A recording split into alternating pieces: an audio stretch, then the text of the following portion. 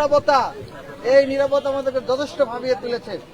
আমরা গত 3 দিন হাসপাতালের বেডে ছিলাম, এখন কিছুটা সুস্থ হয়ে আমরা আজকে থানায় এসেছি অভিযোগ দায়ের করার জন্য। আমাদের অভিযোগটি গ্রহণ করেছে থানা কর্তৃপক্ষ, তবে অভিযোগটি গ্রহণ করলেও তারা মামলা এখনো গ্রহণ করেনি। তারা বলেছে যে তারা তদন্ত করে তারা এটা গ্রহণ করবে, কিন্তু আমরা অন্যান্য ক্ষেত্রে দেখেছি যে অভিযোগ দায়েরের সাথে সাথেই মামলা রুজু করার ঘটনা ঘটে। কিন্তু আমরা এখানে আপনারা যারা ছিলেন, আপনারা দেখেছেন যে কর্মকর্তারা এখানে ছিলেন, তাদের চোখে মুখে এক ধরনের চাপা আতঙ্ক।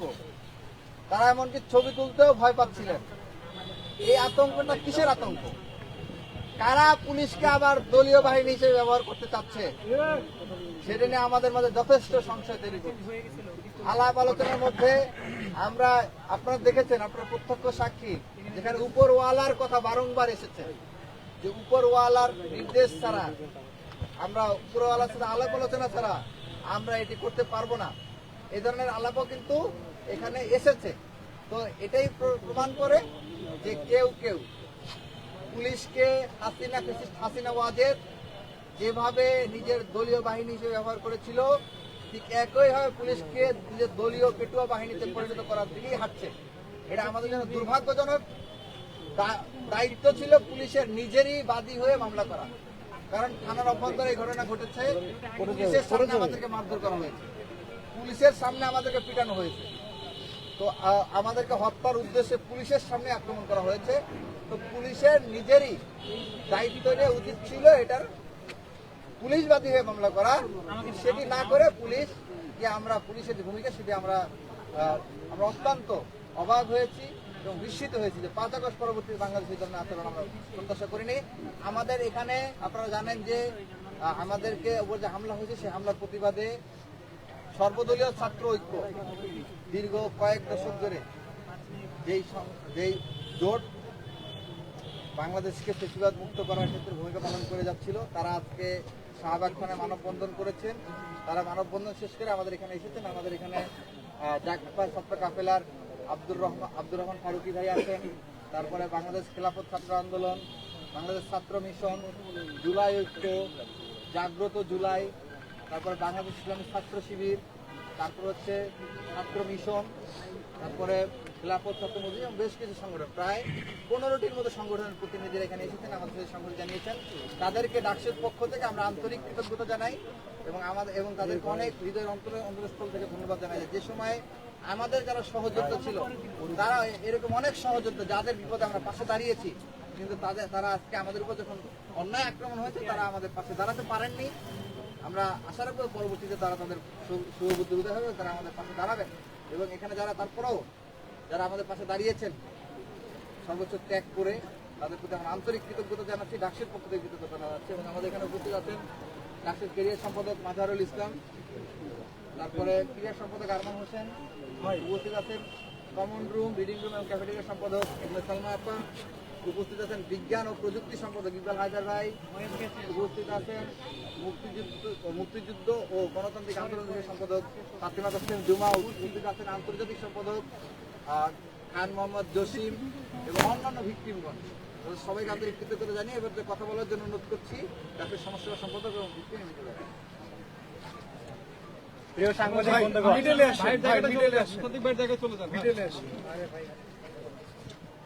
প্রিয় সাংবাদিক বন্ধুগণ, আপনারা দেখলেন শাহবাগ থানার মধ্যে কিছুক্ষণ আগে একটা ছোটখাটো নাটক মঞ্চস্থ হয়েছে। আপনারা দেখেছেন, আমরা এসেছি মামলা করার জন্য। তারা আমাদেরকে বলতেছে যে মামলা আমরা নিব কিনা সেটা হচ্ছে ডিসাইড করবে উপর থেকে, মানে তাদের হচ্ছে উপরে কথা বলে তাদের হচ্ছে সিদ্ধান্ত নিতে মামলা নিবেন কি নিবেন না। অত্যন্ত হাস্যকর একটা ব্যাপার। আমরা ইতিপূর্বে কোথাও দেখি নাই যে মামলা গ্রহণ করতে উপরে পারমিশন লাগে।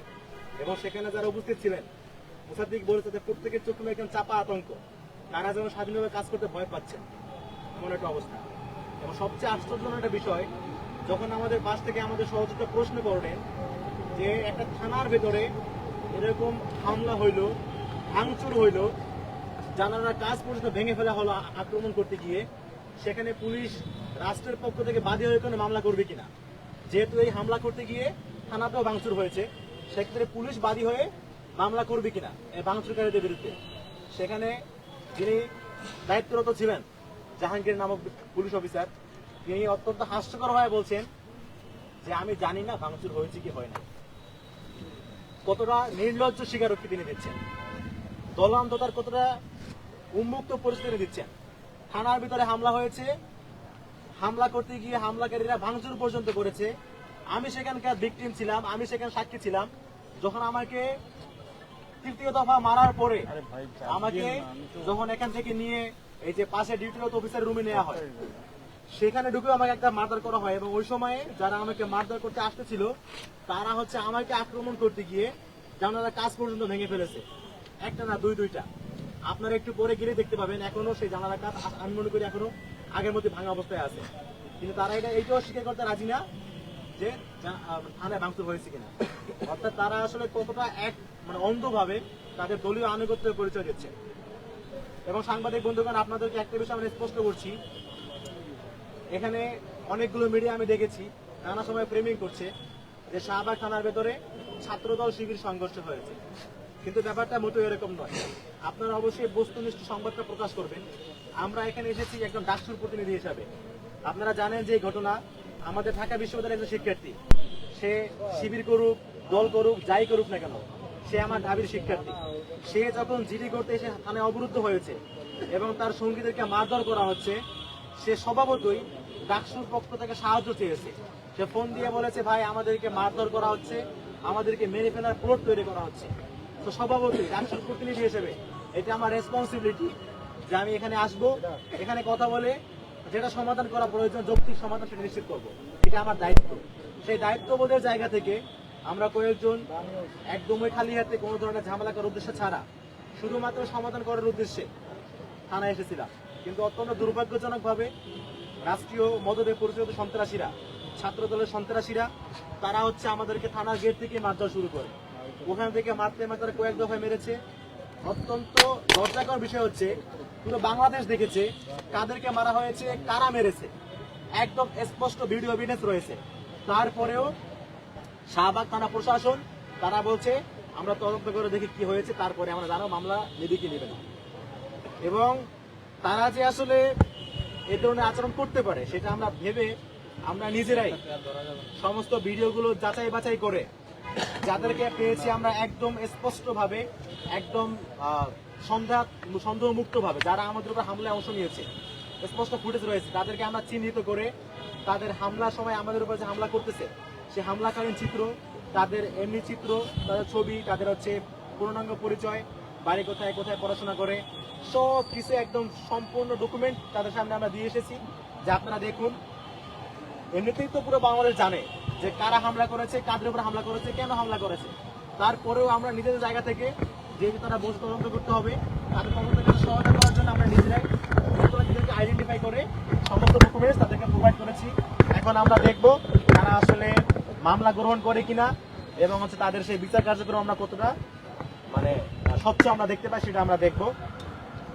আমরা আশা করব 24 পরবর্তী সময়ে এভাবে করে কারোর উপরে বিনাশ উস্কানিতে হামলা হবে এবং সেটার বিচার হবে না। যারা বিচার করার দায়িত্বে রয়েছে তারা দলীয় হয়ে যাবে, এটা আমরা আশা করি না, দেখব।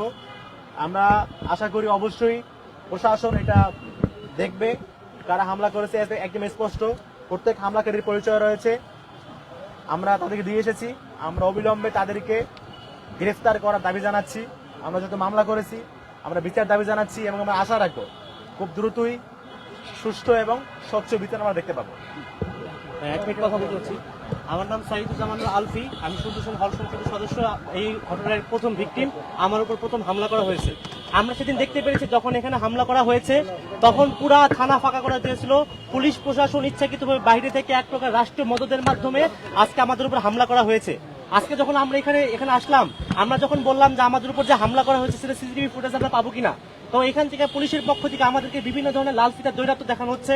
তারা আমাদের দেখানো হচ্ছে এখানে সিসিটিভি ফুটেজ পাইতে হলে বিভিন্ন ধরনের প্রসিডিওর মেনটেন করতে হবে এবং প্রসিডিওর মেনটেন করতে 4 থেকে 5 মাস পর্যন্ত লাগতে পারে। আমরা আদৌ জানি না আমরা সেই সিসিটিভি ফুটেজগুলো পাবো কিনা। আমি স্পষ্ট ভাষায় বলতে চাই, আজকে এখান থেকে যে পুলিশের যে আচরণ আমরা দেখতে পেরেছি, আমরা স্পষ্টভাবে প্রতীয়মান হয়েছে পুলিশ সরাসরি ফ্যাসিবাদের দোষর হিসাবে এই যে হামলা হয়েছে সেই হামলায় মদত দিয়েছে। আমরা বিচার দাবি করছি। ধন্যবাদ আলভিকে, সেও ভিকটিম। এবং আর এখন কথা আসার জন্য অনুরোধ করছি ডাকসুর কমন রুম, রিডিং রুম ও ক্যাফেটেরিয়া সম্পাদক গুমনে সালমা আপাকে, তিনিও এখানে অবরুদ্ধ ছিলেন এবং তিনি আমরা এজাহার দায়ের করেছি সেটা সাক্ষী, এবং তিনিও সেদিন হেনস্থার শিকার হয়েছেন। সালামু আলাইকুম। 23 তারিখ যেদিন এই ঘটনা হয়, একজন শিক্ষার্থী ডাকসুতে গিয়ে বলে যে আমাদের বাইরে 3 জন ভাইকে ওখানে অবরুদ্ধ করা হয়েছে। তৎক্ষণাৎ আমরা ডাকসুতে যারা উপস্থিত ছিলাম, 2 জন মেয়ে সম্পাদক, 2 জন ছেলে সম্পাদক, তারা ইতিমধ্যে আমাদের আসার পথে হল সংসদের কিছু শিক্ষার্থী এবং হল সংসদ সদস্য সম্পাদক আমাদের সাথে যুক্ত হয়। আমরা খুবই কম সংখ্যক এসেছি, 10 জনের বেশি হবে না।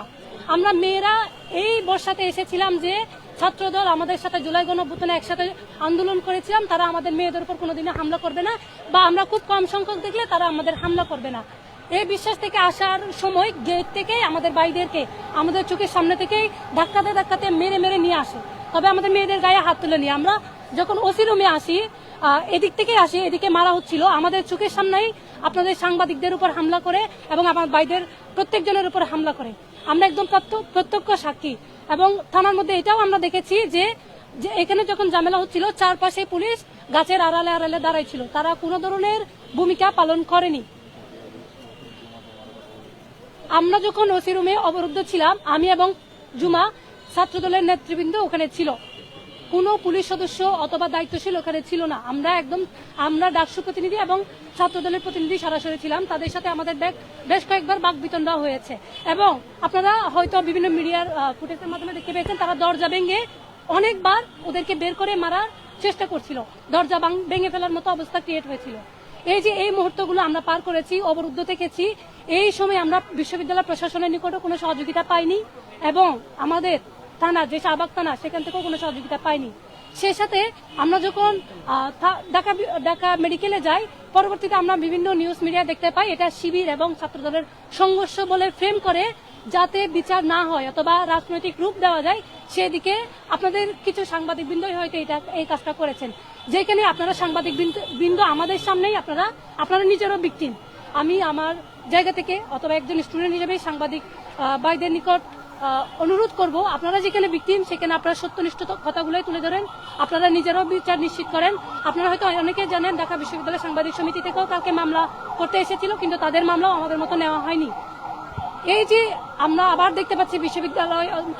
দেখতে পাচ্ছি বাংলাদেশ পুলিশের যে আগের মতো ফ্যাসিবাদ আমলের মতো পুলিশের যে ভূমিকা, আমরা এটা নিন্দা জানাচ্ছি এবং বিচার দাবি করছি যত দ্রুত সম্ভব। আমরা কোনো লাল ফিতার দূরত্ব দেখতে চাই না। ধন্যবাদ সবাই। আপনার নাম পরিচয়